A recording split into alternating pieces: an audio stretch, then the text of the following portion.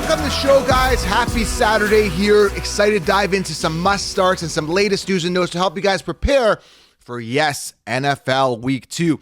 It's here. It's flying by, but I want to make sure you guys start the right people and address some of these injuries that are going on right now with the latest news. Going to cover that here for you. So as we get closer to Sunday, things change. So I want to give you kind of that last-minute news and notes type conversation here with you guys. So we're going to go over that right here. If you're new to the channel, make sure you guys subscribe, thumbs up. We go year round. If you want direct access to me, you can get it at patreon.com/FF Counselor. Join the front lines right now. And the show is brought to you by manscaped.com. Guys, go to the website right now. Treat yourself. They've got deodorant. They got ball trimmers, the Lawnmower 4.0. They've got cologne. They've got beard trimmers. I've been trying the brand new beard trimmer. Absolutely amazing, guys. The functionality of this, how you can control the different lengths and how durable and amazing and robust this product is. Go treat yourself on anything on the site. The underwear, I wear the underwear all the time. The deodorant. Go treat yourself, guys. Manscaped.com and trim your balls with confidence with the Lawnmower 4.0. Go treat yourself. Use code SHOWERLINE20, guys, and save on everything on the site. Go treat yourself, all right? All right, let's dive into the news and notes here. If you're new to the channel, make sure you guys subscribe. If you're regular, subscribe and hit that thumbs up. It only takes a second. I'm bringing the energy here on my Saturday. Let's do it, okay? So let's talk about some news and notes here with injury. Cooper Kupp. We know his hamstring's banged up. I told you to avoid him. The guy, injury prone, has yet to return here to practice. Apparently, he has a chance to return by week 5. Week 5, Sean McVay saying he may be back. Okay, but they're not guaranteeing that timetable. But they're saying there's a chance week 5 he'll be back to the active roster. I don't know if I believe it. And will that continue? Will he stay? Will he stay healthy moving forward? Who knows? Jerry Jeudy this week, guys, fully participated in practice, not on the injury report. So Jerry Jeudy should be starting. Now, should you start him? Is he a must start? That's up to you guys. Now, ultimately, you got to be concerned with potential limited snap count. That is going to be a concern, obviously. So I don't know. If you have a better option than Jeudy, you might want to consider, especially give him a week to kind of get settled in and hopefully not be with that limited snap count, okay? Greg Dulcich, hamstring, did not participate Friday, has been ruled out. Tight end, Broncos, Dulcich, out, okay? Be aware of this, all right? Let's keep going. Hopkins did not practice. His ankle was bothering him. He is listed as questionable, but just be aware, guys. I'm just listing him as questionable. Doesn't mean they're not playing, so listen when I'm saying this, okay? Questionable, all right? Devontae Adams, his foot was bothering him, but he's not on the injury report. Should be good. Jimmy Garoppolo, his ankle was bothering him, but he's not on the injury report. Should be good. Travis Kelce, his knee, remember the hyperextension of the knee, was limited on Friday's practice, listed as questionable, but I'm hearing that he may play. Now, let's say it's limited snap count for Kelce. He's still going to be a safe tight end, so when he's on the field, he will be getting the ball. Going to be a safe start, but understand he may be limited. That's something you need to be aware of, okay? Already, Allaire illness was missing practice all week, listed as questionable. I hope you guys have no Clyde Edwards-Allaire stock. Puka Nacua, a lot of people ask about Puka Nacua, right? His oblique was bothering him. He was limited in practice. So he is listed as questionable. A lot of people excited, picked him off waiver wire, all excited to go. There's a chance he may be limited in snaps simply with this oblique thing. So just be aware of that, okay?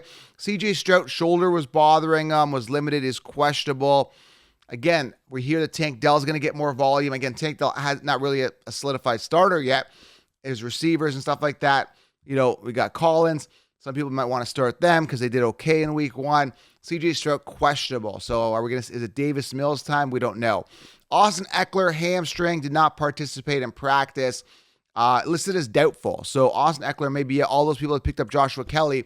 You may want to consider starting him, but understand he does have a tough matchup versus position, all right?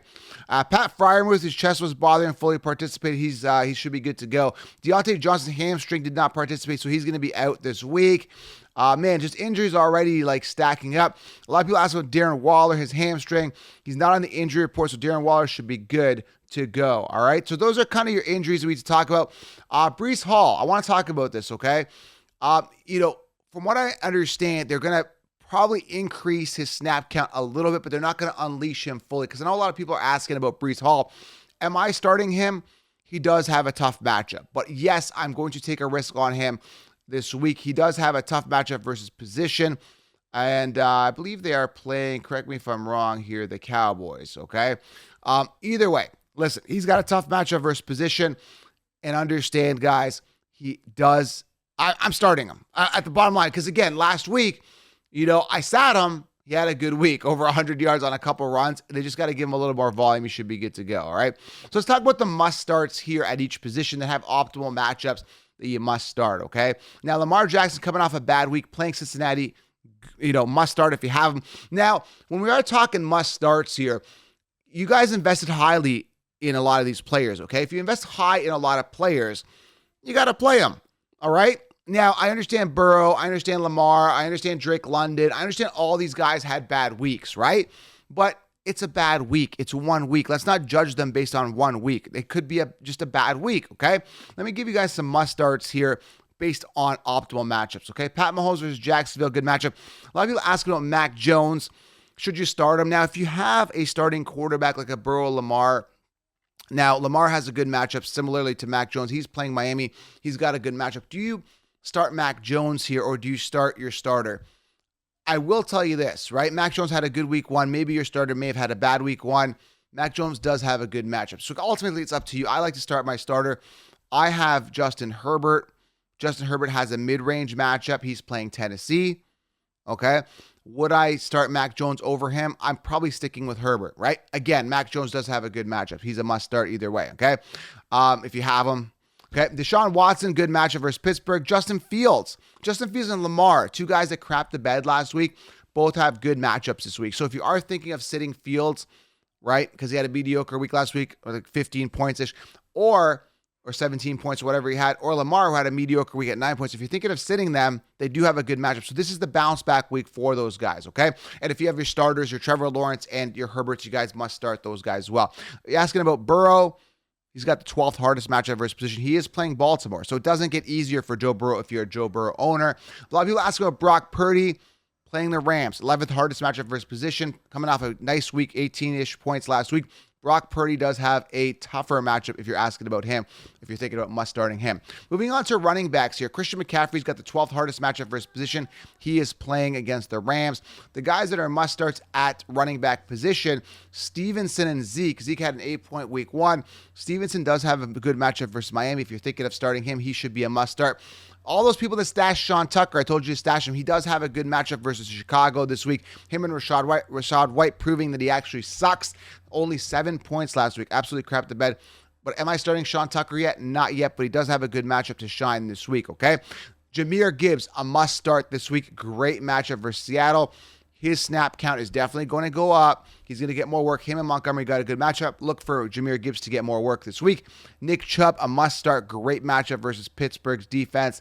Josh Jacobs, coming off a mediocre 9-point week, playing Buffalo's rush defense, has an opportunity to do well. 7th easiest matchup versus position. Bijan Robinson, great matchup, must-start. And I know a lot of people are asking about Dameon Pierce with the Texans. Great matchup this week versus Indy's rush defense. Only 7 points last week. Look for Dameon Pierce to do well.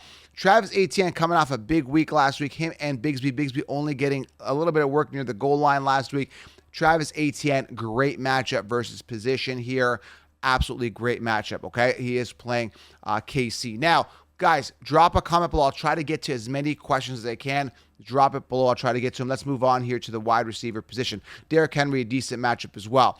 Must starts at the wide receiver position. Obviously, Tyreek Hill, mid-range matchup versus New England, coming off a big week. Understand his entire career, Tyreek Hill has an up and down games. He's going to be volatile. Stephon Diggs, mid-range matchup, coming off some hot weeks. You got to start your starters. Again, start your starters. The guys that have done well for you, start them, okay?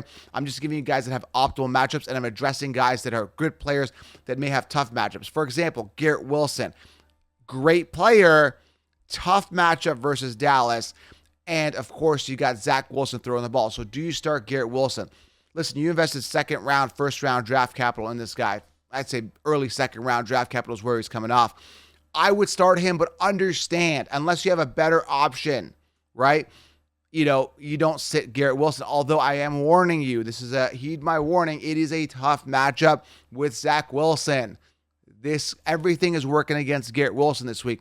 That being said, if he thrives in a matchup like this moving forward, Garrett Wilson is going to be good. So this is going to be a big test for Garrett Wilson and Garrett Wilson owners on moving forward, okay?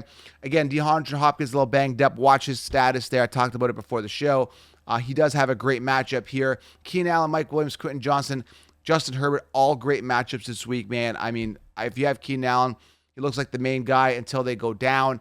Quentin Johnson should emerge. So I would hold off on starting Quentin Johnson until one of these guys go down, which is very soon, believe me. Darnell Mooney, DJ Moore, we talked about Fields having a good matchup here. Darnell Mooney was the wide receiver one on his team. All those guys invested in DJ Moore. He sucked last week. He does have a good matchup, so look for DJ Moore against Tampa Bay to step up. Again, this is going to be a real telling tale type week on how these guys do, okay? Nico Collins, all these guys from the Texans have a good matchup versus Indy. Terry McLaurin, Dotson, if you guys are thinking of starting them, now is a good week to do it, right? The Washington's got a good matchup against Denver. Amon-Ra St. Brown, a must start. Calvin Ridley must start, coming off a huge week playing KC. Good week for him. He's a must start as well. Mike Evans coming off a solid week. He does have a good matchup. I reassure you, good matchup. But again, just because they have a good matchup doesn't mean they're going to crush it. I'm just telling you they have a good matchup. And you got to look at what they did last week. Evans had a good week going into a good matchup. Monitor that situation, right? We saw Fields, last week. Tougher matchup going into a good matchup. Does he improve? Monitor, guys. This is where the second week is really going to play a factor in regards to how these guys do, okay? Like I said, Tyreek Hill, Stephon Diggs must starts as well. And again, Garrett Wilson does have a tough matchup. Just be aware of this, okay? If I'm not mentioning these guys, they probably have a tough matchup or mid-range matchup. I'm mentioning the guys that have really good matchups, okay? Tight end position, I'm starting Laporta, Higbee, Cole Kmet, Sam Laporta, Hunter Henry. All great matchups versus position, everybody. Hayden Hurst, who came off a good week last week, does have a tough matchup. Be aware of that, okay? Now, this is going to help you with your DFS plays as well. So if you play DFS, I'm giving you optimal matchups. Be aware here, guys, of some of the players I'm talking about. It's going to help you guys. Zach Ertz, tough matchup here versus position, okay? Now, again, other guys, good matchup. Will Disley only had a 4-point week last week. Nothing to be excited about there. Seattle's playing Detroit, so I don't know. I'm not too excited. Mark Andrews banged up. Check out his situation again. But if he does play easy matchup versus position versus Cincinnati, be aware of that. Like I said, I'm starting Laporta. People like him. Again, they got him off waiver wire. I would start him. He does have a good matchup. Okay, Blake Bell had 9 points last week. If Kelsey's playing, Kelsey's got a good matchup. Obviously, you're going to sit Blake Bell. Kelsey's going to be the guy. Does have a good matchup versus Jacksonville, okay? That's pretty much it, guys. Those are your optimal starts. You got to start your starters. Again, if you guys invested high draft capital in these players, you don't want to bench them because Puka had a good week 1, all right? Maybe Puka does well again, right? So you got to be aware of this, guys, and this is a feel-out stage. First 2-3 weeks, really feeling out to settle into your starters, and then you start them every week, feel confident doing it, okay? Matchup does play a factor in it, but for the most part, if that's your starter, your bona fide starter, your workhorse guy, you got to play them, all right, guys? Fantasy football week 2 starts right here. Covered a lot, answered a lot of questions, covered the news notes, so you guys are prepared going into NFL week 2, all right? Go smash the thumbs up. Drop a question below. I'll try to get to some of them, and let's smash week 2, guys. I appreciate it, guys. Content coming to you as often as I can. We'll talk soon, guys. Bye-bye.